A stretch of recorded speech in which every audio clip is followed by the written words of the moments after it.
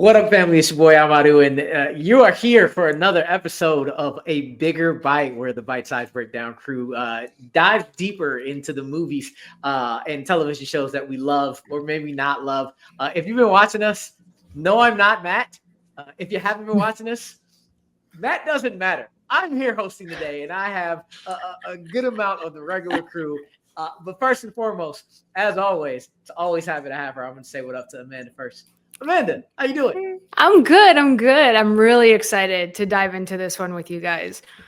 I cannot wait to hear. We also have Adriano. Adriano, I believe you're still in the exact same house she is, somewhere in another room. I don't know. Are you not? What's going on? Not this time. Not this time. Okay. I'm happy to be here. Happy to talk about the second best piece of media involving an aviation stunt done by the lead. Shout out Nathan Fielder. Knowing what Nathan Fielder is like compared to what I've heard Tim Robinson like, I'm not going to like whatever the hell you're talking about. Nick, boss man, Nick, how are you doing? Oh, I'm great because I didn't have to watch a Tim Robinson movie. Instead, I got to watch Mission Impossible. Same here, and I'm glad you segued into it. That is what we are here for. We are here for Mission Impossible, the final reckoning, the ending to the best movie franchise of all time, arguably. I absolutely love that franchise, period. But you know what? We're going to get right into it. If you don't know, we spoil things, so you wouldn't be watching it anyway. Amanda, how did you feel about the movie? Overall thoughts, what'd you think? Set us up. So I am a massive Mission Impossible fan. Like, I grew up with this franchise. I watched Mission Impossible 2 on loop on VHS at least 5 or 6 times in a month whenever my friends would come over. I love it. This franchise means a lot to me. I think Ethan Hunt's one of the best action characters of all time. I think he's fantastic. Tom Cruise is a brilliant actor. The final reckoning wasn't very good for me, and I'm just so sad that I didn't like it as much as I wanted to. I thought it was very boring for a Mission Impossible film, and I don't think that the action sequences were well executed as in previous films. And if we're looking at it as a tandem with Dead Reckoning and the Final Reckoning, I do think that Dead Reckoning had better action set pieces. The pacing was phenomenal. And I think that the team being together as much as they were tight-knit in Dead Reckoning, the stakes were higher because they were so close together. And I think the use of AI in Dead Reckoning was much better than what they came up with in the Final Reckoning. So I am very disappointed in the Final Reckoning, and I love this franchise so much, so it's kind of heartbreaking. Funny that you bring up Greatest Action Hero, because if you watch One Gotta Stay on this channel, we had a whole summer series who was the best action hero, and I'll give you 2 guesses who won that damn tournament. But this is probably going to be one of the first bigger bites where we all, actually, a lot of us are usually in agreement, but we all usually love what we're talking about. I like this movie. And I give no faults to everything that you said. I agree with the boring for the first movie that happened in the 2 movies that was given to us. There was 2 movies here. There was the first movie that happened before the title card that was a montage of clips to say, hi, Mission Impossible 3, the best Mission Impossible in the franchise. How are you? Yes, it's my favorite. Point blank period. I'm going to stick. Impossible 3. I can't. Mission Impossible 3 with a bullet is my favorite. Damn. But it was again, spoilers. I was probably most disappointed with the fact that they gave no emotional resonance to fucking Luther dying. I felt none of that. Yep. Because they made it a montage clip, and that entire first thing, I was leaving the theater if you would have just did a Austria action sequence like you did in Rogue Nation, or you did a Berlin like you did in Mission Impossible 3, and made everything leading up to Luther dying one scene chasing Gabriel, that actually would have made me like the entire rest of the movie, no changes, a lot better. But that first 20 minutes and maybe 20 more minutes after the title card really shaped how much I liked the movie instead of being in love with it like the rest of the franchise. So I'm with you. I was slightly disappointed. I still gave it a 3.5. I still enjoyed myself. I don't agree with the action sequences, but we can get into that later. Nick, what about you? How did you feel overall about it? Yeah, I liked it. I think that's a good place to put it. I ended up giving it a 3. I think it's on the lower end of Mission Impossible film. It's funny that you bring up the Luther thing because on Instagram today I came across, they were reposting a bunch of the scenes from the other Mission Impossibles, and it came into the scene with Philip Seymour Hoffman in Mission Impossible 3, where he has Michelle Monaghan tied up and he's threatening to shoot her, and these stakes are so powerful, and you feel it, and you feel like Ethan is in trouble and he's in peril and something could happen. And they did none of that with Luther. You never felt the weight that Luther was put into the situation. And I think they thought that in that scene, you were going to feel it because it was coming from Luther, but it did the opposite. That would have been a place where I actually would have liked Gabriel, where it almost runs into this Batman situation where it's like, I'm actually going to tell you, you can only save one of these people. And I get joy from telling you that you can't save both. Like, I screwed you either way. And I like the idea where it's Gabriel and it's like, you now have a choice. Luther's set up. You either let your friend die or you kill all these people. And they took that away from us. And it made Luther's death seem flat in a series finale that I felt didn't really have much finality to it. I think they made a really big mistake only killing Luther, regardless of whether you were going to kill Ethan or not. I thought that Benji probably should have at least gone. Something with a little bit more where the heart is torn out of you a bit. I would have left the theater if both of them would have died. You can't do that to me. But you kind of, that's what you want to feel. I wanted Ethan to die. I wanted him to die. Like, I was so upset that he did not die. Like, I think that kind of like ruined the finality to it because if the door's open for him to come back, 100%. Yeah, this felt, I hate to say it because I'm not trying to compare the quality of these two films, but this felt a lot like Tom was taking Mission Impossible where Vin Diesel is taking the Fast and Furious franchise. In that, I am this unbeatable superhero. I matter more than everyone else. We are the world saviors. And like the beginning is borderline masturbatory about the rest of the franchise with all the clip show and stuff like that. And it felt very Fast and Furious as to what it's become right now. And I'm not saying like this is a much better movie than Fast X, but it didn't feel... Yeah, it didn't feel like it was in line with the rest of the film, especially the heights of the franchise. Nope. You know what? I would have actually enjoyed Dante from Fast X as the villain in this movie more than I would have enjoyed Gabriel. That would have put some life into it. Adriano, what did you think about the movie? And also, do you think, because they didn't kill Ethan, how likely is it that he's back and we're getting another one anyway?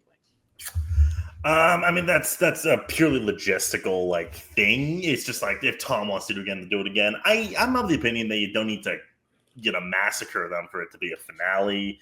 It felt. I actually disagree. I think it actually felt very finite. Like it felt like it was the end. Like I felt it. But I don't swear by this franchise. Like I love what they've been doing in the past. Like since Ghost Protocol, I've been a consistent love. But, I don't hold it, like, close to my heart like Amanda does. But, yeah, this is superbly disappointing. The first 2 hours are such convoluted nothing. Like, Luther died just so the movie can pretend to have stakes. Strictly. It was a clip show for the first hour. They fully Rise of Skywalker, and it was really frustrating. But yeah, once the Macquarie action and the stunts kick in, that's when I was like, "Ooh, that's stuff."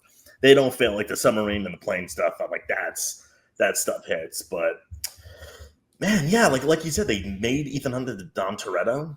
I don't like the mythologizing of Ethan Hunt, where like everything connects to him, and I'm like, that's annoying. Like when the guy from the first movie showed up, I was like, "Oh, what?"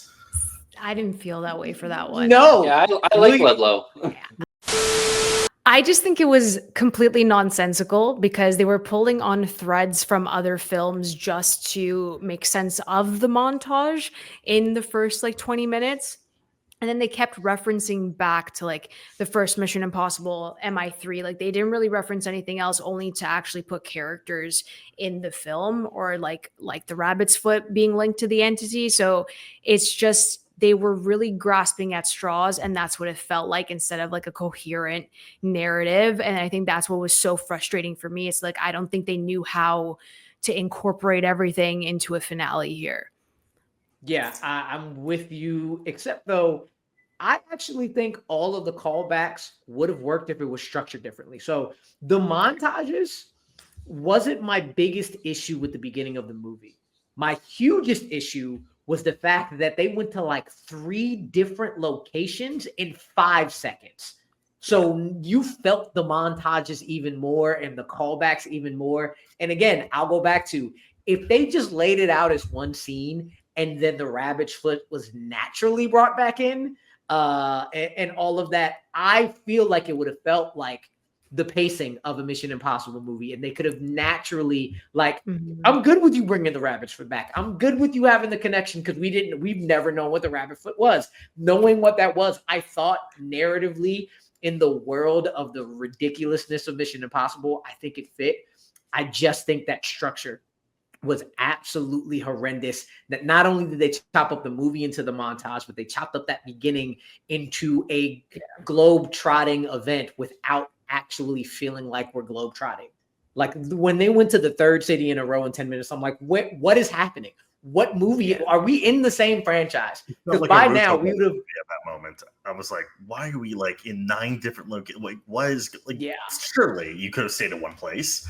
Yeah, you could have. You could have. But Amanda, you brought up. I'm gonna go to the greatness of this movie, because again, we're shitting on it, but I actually enjoyed it.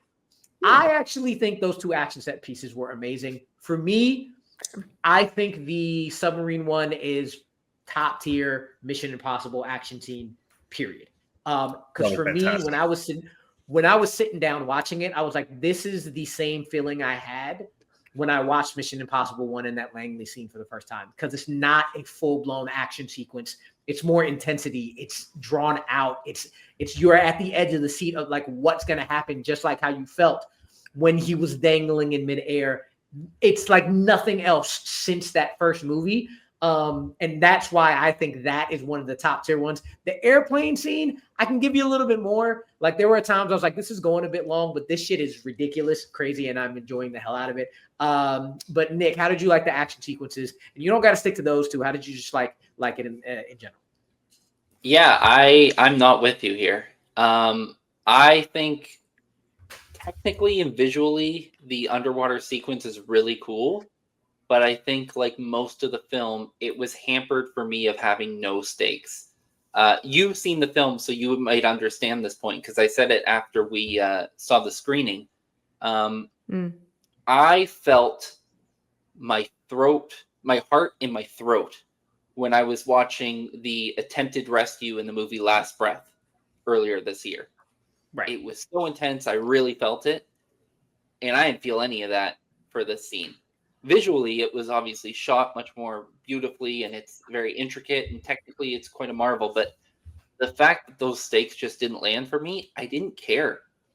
And the airplane sequence is cool. It definitely does go on a little too long. But again, I feel like the rose-colored glasses is that you're like, wow, Tom Cruise is actually doing this. Because if it was just like a stuntman doing it, I don't think we would really be that invested in it, except for the fact of we're watching Tom Cruise, the actor, put his life on the line in this moment. Otherwise, it's a stunt. I'm going to take everything you said and flip it, because I was watching Last Breath like, this is cool. I was at the edge of my seat in the submarine. I love the stakes. I love the fact that the sub kept rolling and saying, I know he's getting out of this, but how far down is he going to have to like come back from? That shit had me at the edge of my seat. Adriano, you look like you're in agreement with me on that one, for at least that scene. I think the submarine sequence was fantastic. I think when it kept on cutting back to the log cabin, I was like, no. But in that submarine, I was like, damn, this is like claustrophobic. Like I'm like, I was at the edge of my seat. Like it was like not, I wouldn't call it quick paced by any means, but it was still just like, oh God, like this is like nightmare fuel. Like if I was, I remember being like, if I was in this situation, I would just be like, all right, boop. Like it's over for me. I'm not doing this. But then like at one point he goes like, I guess I gotta go through the torpedo launcher. I'm just like, come on, that's so sick. I thought that was so sick. I thought it was really intense. I thought, like I love that sequence. And then, but I would say I would fight back against the whole like Rose because the whole with the plane sequence, which again was topped by Nathan Fielder yesterday. That sequence, yeah, a part of it is kind of like, holy crap, he's actually doing it. That's absurd. Mm-hmm. But it was really sick. Like it was like, a was. genuinely intense moment. Like him just knocking out the like like the one pilot and just seeing him go flying. I'm like, this is dope. Like, this is really sick. That was the most adrenaline I felt that whole movie. I just wish it didn't take 2 hours to get there, but like, with the submarine and the planes. But like that, when that happened, I was like, this is Mission Impossible. The rest of that movie, that wasn't Mission Impossible. But even during that plane sequence, I said with the submarine when it kept coming back cutting back to the cabin, when it did that, like when it kept cutting back to like them like doing the thing Benji was healing, I felt it a lot more than I did like before. So that's when I was like, this is all right. I feel the finality. I see it now. I wish I was there. I wish I felt anything like this. And it makes me so sad because once we got to the submarine, the pacing was atrocious. So then once we got there and then that scene went on for as long as it did, and it wasn't technically as like an action scene. It wasn't, as you said, Amarú, like it's not an action. It's like a beautiful set piece. You were supposed to feel tension, but because it wasn't like a tight knit like fight choreography, I actually enjoyed the cut to the log cabin because you had the team. And that I'm going to segue into something else. Their biggest mistake, and I understand why they had to separate. The biggest mistake is that they separated everybody for as long as they did, because the whole point of Mission Impossible is that Ethan has to hold his team together and they all help each other out. And they had no connection whatsoever in this final film. And that is what really harmed it for me because I love the banter. I love them joking around. And then they killed Luther way too early in any of this for anything to mean anything, because the whole power of friendship in Dead Reckoning, when Ethan's losing the comms with Benji, I was on the verge of tears. Like that was the most tension I felt. And I felt nothing in Final Reckoning like that. So keeping the team apart through the submarine, sure, the final act is fine, but it was almost too late to even save any of that for me. And that's like the biggest reason why I love the franchise, is because of how close they are and how they bounce off of each other. And I wish we had that in the Final Reckoning. And I think you have a point there when you bring up the subsequence, because yeah, I'm with you, and I'm kind of at odds with what Adriano said. The sub, I always knew he was going to get out of it. Yeah. But when they showed up at the cabin and there was adversity for them, I was like, they're not trained for this. Like this. Then I start thinking like, oh, what if Ethan does everything right and it's his team that lets him down? That's an interesting angle to take this. Yeah. And then they didn't. And then everything worked out okay, because that's how it felt. Like the stakes just weren't there. It was very, again, I hate going back to it, but it was very fast and furious. Like, I wanted to enjoy it, but the idea of the airplane, the submarine being from the same franchise that gave us like the tower stunt, like those are two different movies for me. I can't hold on to that Fast and Furious comparison, because if you look at that tower scene, the man jumps off of the window of the Burj Khalifa, then hits the window, then they do a human like chain to catch. We've already jumped the shark if you're looking that way. So you're saying Fast and Furious, kind of same thing with there's been a bunch of scenes in this franchise where they're like, oh my God, they got away with it. I do agree though. I do agree separating the team that early did like I didn't even think about that. I do feel like it took away from a lot of what makes Mission Impossible great. I will say I didn't really like the new team. I loved Palm Clementif. I really wish they would have given Greg Tarzan Davis a little bit more to be as the gas. I was gonna be pissed the fuck off when he stayed back, and I said, if you kill this black man after you've already killed this other black man, this is going to be some bullshit. But I'm going to move on just a little bit in terms of, I had mentioned that there's two movies here. For me, if they would have started the movie when Angela Bassett walked in and he was already arrested and the rest of the movie was there, I love that movie from then on out. I like the kind of different pacing. Yeah. I loved everything else. Really, that first 45 minutes shaped the rest of my viewing experience for me, where Angela Bassett walked in and I enjoyed the shit out of everything else. She was a highlight. Don Lowe was a big, Ralph Saxon's Don Lowe was a big highlight for me. I loved how they brought him back. There's one other guy, but I'll leave that to y'all. Were there any other like standouts or characters, or were there any callbacks that you actually did like, or was it just did it all fall flat? Every time they like, I wouldn't, there were some key jangly moments. I didn't think all of them were. Like when he gave him the knife, I was like, that was so funny. He actually pulled out his keys at the screening. He did. He pulled out his keys when that happened. I was like, oh my God, okay, I get That's it. what that scene was. But which is upsetting because Christopher McQuarrie was like having an interview going like, oh, like, you know, the stuff that like Marvel does with like the fan service stuff is like, that's so weak. And I'm just like, you did that though. You just did this. Like 5 times. That. Not once. Like you did that. You made a whole 3-hour movie about that. You made the guy who like shit himself in the first movie a key plot point. Like when you like, I'm sorry, I'm not gonna let you shit on that. That was a great callback. I didn't like that. I thought that was like, when that happened, I was like, oh, give me a break. And then he was like central to like defusing the bomb. I was like, you could have kept Luther. Which is true. You could have just kept Luther in that moment, and that could have brought the stakes are high. You had to leave Luther there. You had to bring Benji into the room with you, and like that would have been so much different because one of them's going to die. And I think that's what the split could have been, and that would have been more effective in that case. I think, Nick, you touched upon that too, like at the beginning. I'm just saying it at a different time, but it's like, it's the truth. Like then Luther with the voice recording at the end of the movie, and then like Ethan surviving. God, like it just, you know what I mean? It didn't do anything. It did. Well, like, I think the other thing that they did in this movie, which a lot of films have a tendency to do that hurts them, is they showed you a better movie within the movie. Yeah. You brought a great point with Angela Bassett coming in. The idea that Ethan does everything right and it's the people around him who stop him from doing his Ethan thing is an interesting story.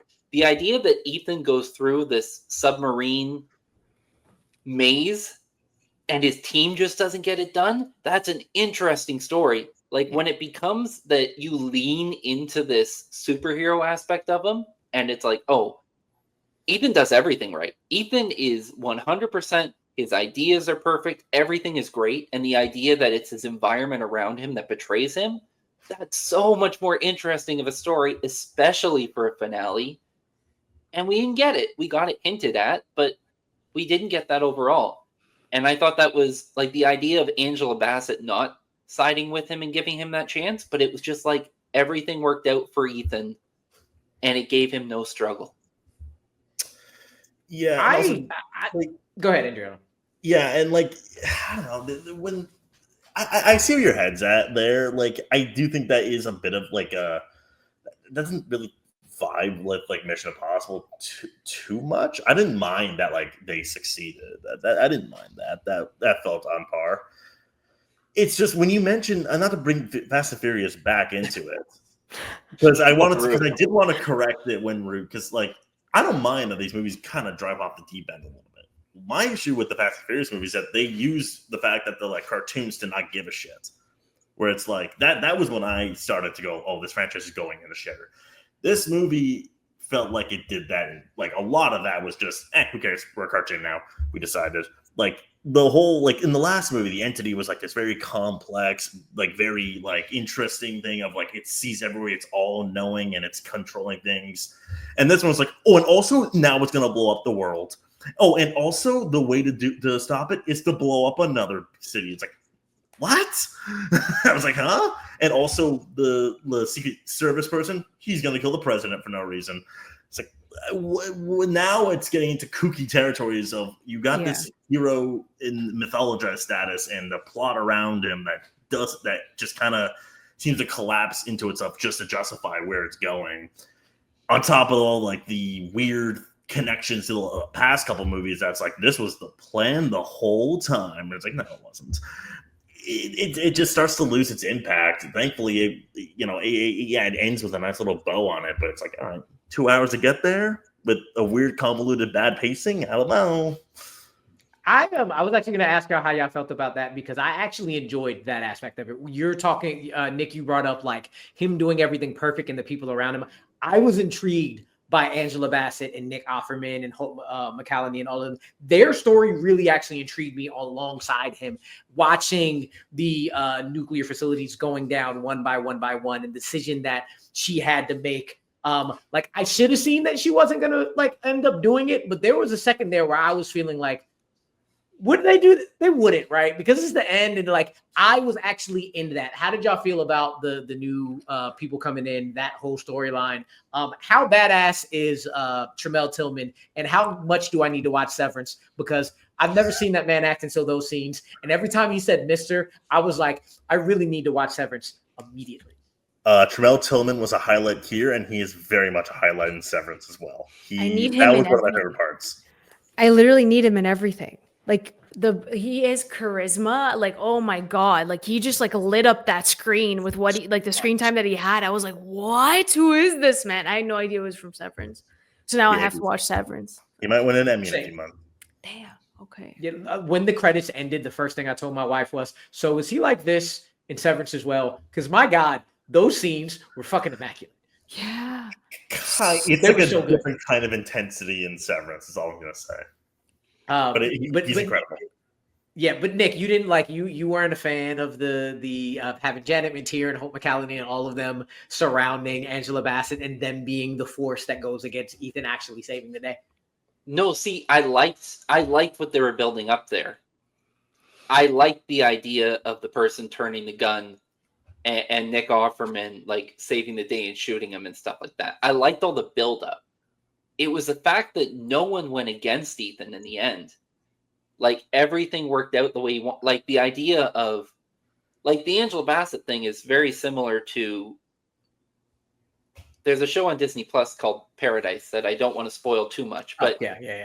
There's a similarity to the decision she has to make there to a decision that the president in that show has to make, and I thought that again, like I felt the weight of the situation more in that show than I did here, because you always had this feeling that things were going to go Ethan's way. Even if they wanted you to think at times that it wasn't, they didn't take you far enough where there were people that were going against Ethan that he wasn't going to get his way. And like I said, the only time I really felt that was in the cabin, when they got to the cabin and Ludlow was not alone. And it's like a trope you've seen in a bunch of spy and action adventure movies, but it worked here for me because it was like, hey, they got there. They made it in time. Ooh, roadblock. And I thought that was really interesting. And like, man, what if he does it and they let him down? And you had a little bit of that as well with Haley Atwell. Like, you never knew, even if you felt it when you were watching the movie, there was no scenario where you thought, she's not going to time it right. Like you just knew she was going to, and it really hurt a lot of the stakes for that. Aside from that, I do want to say, because I thought she was a highlight in Dead Reckoning, and I thought she was a highlight in Final Reckoning. I love Palm in this franchise. I think she is fantastic. I think she is so good at doing so much with so little in terms of dialogue, just by what you were talking about with Tremel, like the screen presence she has. I thought her arc was the most interesting in the previous film, and I thought she didn't get as much to do here necessarily, but I was just kind of rooting for her the entire time. And it's partly because you don't have that superhero aspect that you have with Ethan, that you kind of have someone you don't know what's going to happen to them.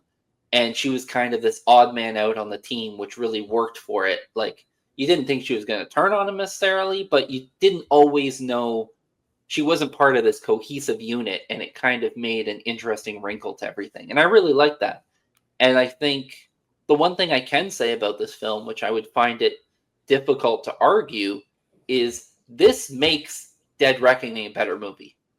Regardless of what you think of this, after seeing this, Dead Reckoning is a better film when you watch it again because of seeing where things went. Now, you might not like how things ended. I don't love how things ended, but a movie that I was also not overwhelmed with when I saw,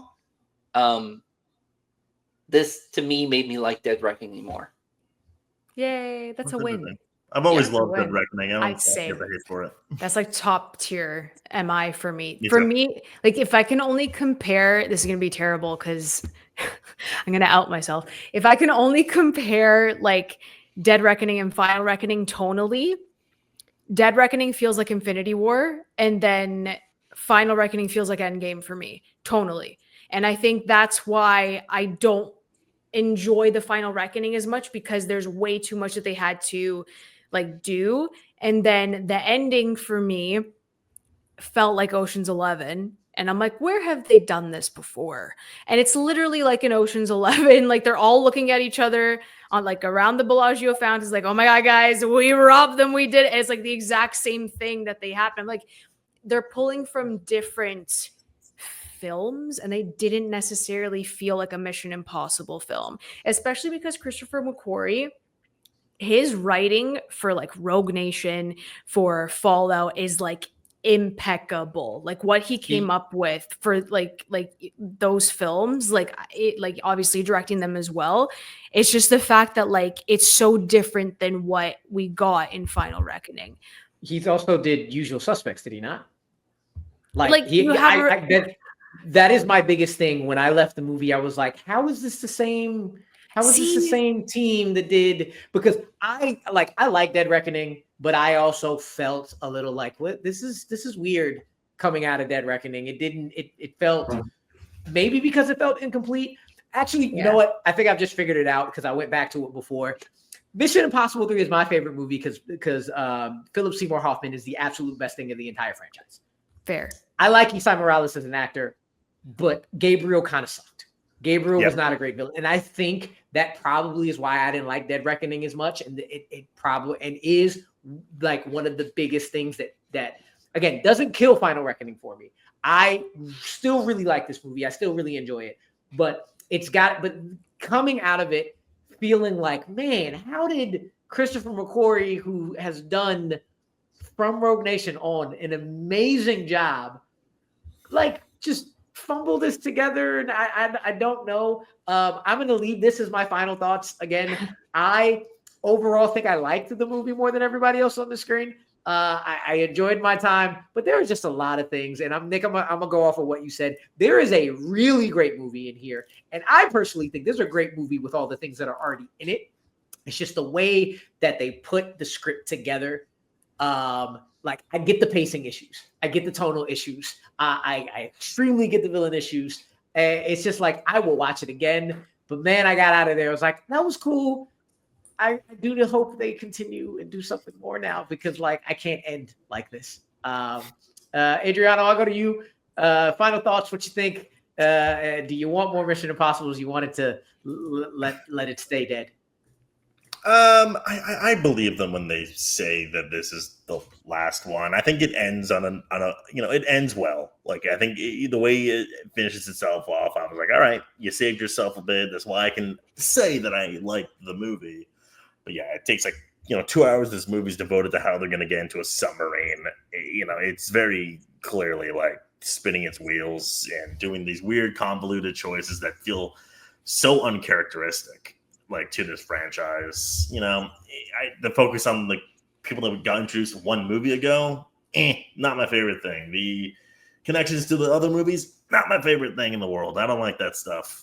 But overall, yeah, It's a good movie, better than most blockbusters we get nowadays. But, very, very disappointed. Nick, what about you? Yeah, I definitely don't agree with what Adriano said about better than most blockbusters we get, because I think by year's end, this is going to be on the lower end of my list of blockbusters and probably of films. It'll definitely be in the lower half than the upper half, I would think. I think, yeah, like when you surmise my thoughts, you kind of said it in that there's a really good movie in here. And I think this could even be one of those films where someone goes on YouTube and recuts Mission Impossible: The Final Reckoning and they can make a better film. Like, I think you could re-edit this film, recut it to make it have some of those stakes a little bit more. And even with what's already in it, I think it's just a manner of how they put these pieces together. It's not necessarily that it didn't have the pieces that worked. It's just that when they came together, it was just a very unsatisfying. It was like an unsatisfying meal, but you're still hungry. So like you ate and now you're full, but you're like, I wish I went out for something better, And that's kind of how I felt here. Like, I'm not begging for the Mission Impossible franchise to continue. I haven't been begging for the Mission Impossible franchise to continue for most of its films. I think that they're nice when they happen, and I enjoy them. And it's not a franchise where like I need to see it continue. But yeah, this is kind of a bit of a whimper of a finale to me. And I do think you're going to get another Mission Impossible movie. I can't guarantee it'll be with Ethan Hunt. Like they may do one of those spin-off kind of things, but and also I think that honestly, I don't want it. Sorry. Honestly, I think knowing who Tom Cruise is as a person, if people eventually start to come out middling on this film, he'll be more inclined to bring Ethan back. If he starts hearing more of the thought process of us, he doesn't want his character to end on a legacy where people aren't with Ethan. I don't think he'd kill him, but I think there's a better finale that you can do. And the last thing I'll say is someone I was speaking to was saying, you can't do another Mission Impossible. How can you have bigger stakes? It's a franchise, not to quote the Fast and Furious franchise, it's a franchise about family and team. You pushed it. You said family. These stakes don't have to be world-ending. They can just be to Ethan individually. And that's where I think those stakes are more interesting anyway. So if you do another Mission Impossible film and you put his team, they're retired, they've all gone their separate ways, and then one by one, maybe you kill off one of the team members, and then another one's in peril, and he has to try and save them. And whoever this is doesn't have the ability. Ethan doesn't have the ability to just get by them, and he's in trouble because the world's not in trouble. So who wants to help Ethan other than himself and his team? I think that's a really interesting way to end this character, and I kind of hope it happens. So I hope we get another Mission Impossible. I don't know for sure that we're going to, but if the word of mouth isn't great on this, Tom will be back. Tiny Tom Cruise will be back on our screens as Ethan Hunt. When that's my prediction. Till he's 90. Yeah, Amanda, as the fellow Mission Impossible lover, your MI3 thoughts aside, finish us off here. So, fun fact, I have MI2 above MI3. Just wanted to add that. I had to say it. I had to say it. That thing is thank you. See? Yes. It's so fun. But I have to say, although I was disappointed, I love seeing them back on screen together. And we didn't have like the full team together. And that's why I was disappointed. But I love seeing Benji. I love all of them so much. And this is the first time that I watched a Mission Impossible film. And I said, if they're going to start making them like this, it's time to end it. And I've never felt that in any MI film. And this, like, it's a finality for me where it's like, I can't believe that I even felt that watching MI8. And it's sad. It really is, because it should have been better than this. I think I can't say that they rushed it, because they did have time. They moved it around. They did do reshoots. Maybe if they didn't show the entire behind the scenes before the movie, I think that's also a factor there. Like, stop putting the big stunts in the trailer, and they did put the big set pieces out there. The behind the scenes with the plane came out literally the day before this movie. Like, it's things like that where it's not strategic marketing anymore. If you know that Tom Cruise is going to do this, we know that he's going to do it. He's capable of doing it. Why can't we have an element of surprise by this point?